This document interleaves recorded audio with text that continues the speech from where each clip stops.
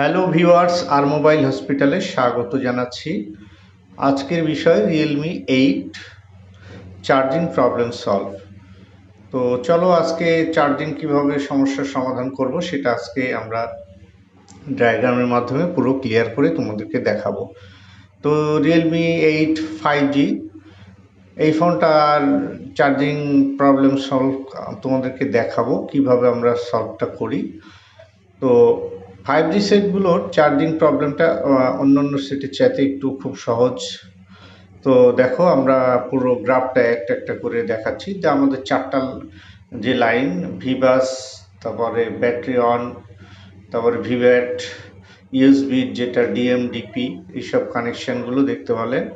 তো এই কানেকশানগুলো কোথায় থেকে আসছে, তো আমরা মূলত জানি যে কোথায় থেকে কি প্রবলেমগুলো আসে। তো কিভাবে আসলে ফল্টটা ফাইন্ডিং করতে হয় সেটা আজকে ক্লিয়ার করে দেখাবো। তো মূলত যে মেইন বোর্ডে যে কানেক্টর আছে, এই যে কানেক্টরটা তোমরা দেখতে পাচ্ছ, এই কানেক্টরে আমাদের দেখো আউটপুট এখান থেকে আমাদের কানেকশনগুলো চলে যাচ্ছে কয়টা বেরিয়ে, এখান থেকে দেখো 1 2 3টা। একটা এই যে দেখতে পাচ্ছ তীরের মাধ্যমে যেটা আমি দেখাচ্ছি সেটা হচ্ছে আমাদের কি লাইন, ভিবাস লাইন। এই ভিবাস লাইনটা কোথায় যায়, সরাসরি আমাদের চার্জিং আইসিতে যায়। এটা কিন্তু ক্লিয়ার বুঝতে হবে। আমাদের চার্জিং আইসিতে যাওয়ার আগে অনেক সময় কি হয়, চার্জিং আইসির আগে ওভিপি একটা আইসি দেওয়া থাকে, সেটা হচ্ছে ওভার ভোল্টেজ প্রোটেকশন আইসি। তো এইখানে ভোল্টেজ কত থাকে, 3.7 থেকে 4.2 অথবা 5 ভোল্টেজ থাকে। 5 ভোল্টেজ ইন এবং আউটপুট 5 ভোল্টেজ থাকে। ভিভাসে সাধারণত 5 ভোল্টেজটাই থাকে। তো ভিভাসের ইনপুট যখন ওভিপি আইসিতে যায় 5 ভোল্ট থাকে এবং আউটপুটেও 5 ভোল্ট থাকে। তারপরে দেখো এখানে দেখো আরও দুটো লাইন যে আমরা গেছি ডিএমডিপি, ডাটা প্লাস এবং ডাটা মাইনাস। এই লাইনটাই দেখো মাঝখানে একটা ছোট আইসি হয়ে গিয়েছে। তো পুরো ক্লিয়ার করে আমি দেখানোর চেষ্টা করছি। এই যে দুটো লাইন চলে গেল, আরও দুটো লাইন, এইখানে কিন্তু মাঝে একটা আইসি দিয়ে দিয়েছে। সেটা এই আইসিটা ওভিপি আইসি। তো এই আইসিটা মাধ্যম হয়ে সরাসরি আমাদের এই দুটো লাইন ডিপি এবং ডিএম লাইনটা চলে যায় আমাদের সিপিইউ আইসির মধ্যে। আর ভিভাস যে লাইনটা সেটা চলে যায় আমাদের চার্জিং আইসির। তো এই তিনটা মোট কথা আমাদের এই তিনটা মেন কানেক্টর থেকে বেরিয়ে এই কানেকশনগুলো আমাদের চলে যাচ্ছে।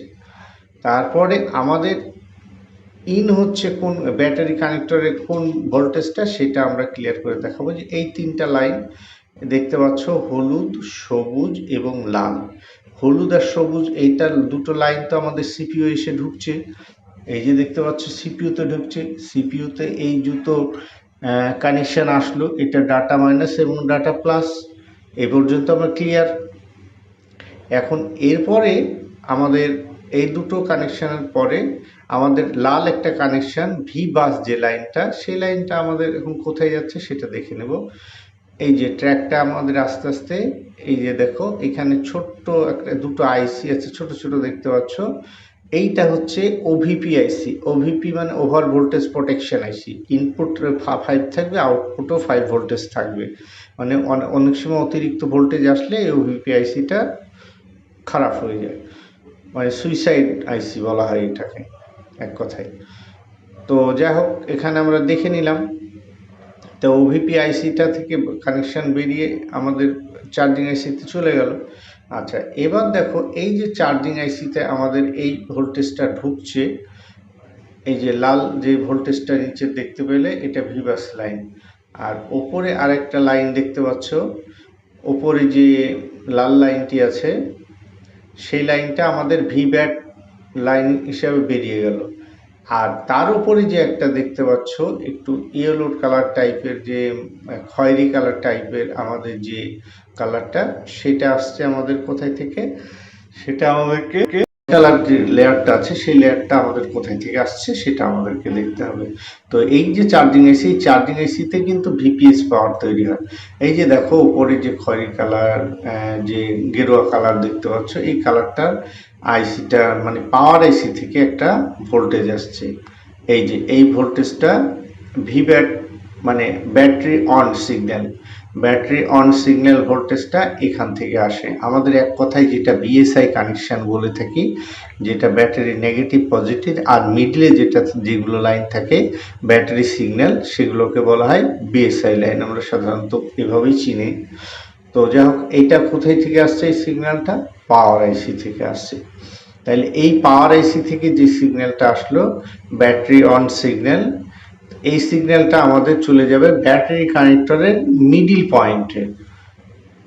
এই খয়েরি লাইনটা তোমরা দেখতে পেলে, ওই লাইনটা আমাদের সরাসরি ঘুরে বাম পাশ দিয়ে এরকম কানেকশনটা চলে আসছে। আমি পুরো ক্লিয়ার করে দেখানোর চেষ্টা করছি।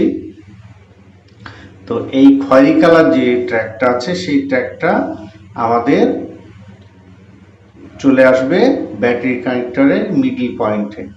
আর যে আউটপুট হলো চার্জিং আইসিতে যে ভোল্টেজটা ভিব্যাট কানেকশন, সেটা আসবে আমাদের ব্যাটারি কানেক্টরের পজিটিভে। তাহলে আমাদের কয়টা কানেকশন আসছে ব্যাটারি কানেক্টরে? ব্যাটারি কানেক্টরে আসছে আমাদের দুটো লাইন, এটা মাথায় রাখবে। ব্যাটারি কানেক্টরে আমাদের কয়টা লাইন আসছে? দুটো লাইন। একটা আসছে আমাদের পাওয়ার আইসি থেকে, আর আরেকটি যেটা চার্জিং আইসির আউটপুট ভিব্যাট সিগন্যাল হিসেবে আমাদের আসছে। এই দুটো লাইন আমাদের ইনপুট হচ্ছে চার্জিং মানে আমাদের ব্যাটারি কানেক্টরে যে চার্জটা আসছে আমাদের, সেটা ব্যাটারি কানেক্টর, তারপর ব্যাটারিটা লাগানোর পরে আমাদের ব্যাটারিটা চার্জ হয়ে থাকে।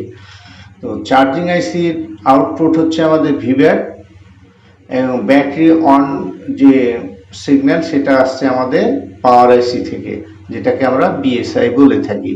তাহলে আমাদের ব্যাটারি কানেক্টরে কয়টা কানেকশন এসে ঢুকছে? দুটো কানেকশন। এই দুটো কানেকশন আমাদেরকে মনে রাখতে হবে। আর এই আমাদের মেন বোর্ডের যে চার্জিং কানেক্টর পয়েন্ট থেকে যে আউটপুট হচ্ছে কানেকশন, এই কানেকশন কয়টা? তিনটা। একটা ডিএম, ডিপি এবং ভিবাস, এই তিনটা লাইন আমাদের আউটপুট হয়ে যাচ্ছে। ভিবাস তো সাধারণত চার্জিং আইসির ইনপুট হচ্ছে, আর আমাদের ডাটা মাইনাস এবং ডাটা প্লাসটা আমাদের কোথায় যাচ্ছে? এইটা হচ্ছে সিপিইউ সিগন্যাল। এই দুটো। তো এইভাবে আমাদের প্রত্যেকটা কানেকশন আমি একটার পর একটা ভালো করে বুঝিয়ে বলার চেষ্টা করেছি। তোমরা যদি একটু গুরুত্ব সহকারে আমার কথাগুলো শুনে থাকো তাহলে সহজেই সমস্যাটার সমাধান করতে পারবে, আর আমাদের যে ফল্টটি আছে সেটা ফাইন্ডিং করতে পারবে। সবাইকে ভিডিওটি দেখার জন্য অসংখ্য ধন্যবাদ জানাচ্ছি আর মোবাইল হসপিটালের পক্ষ থেকে।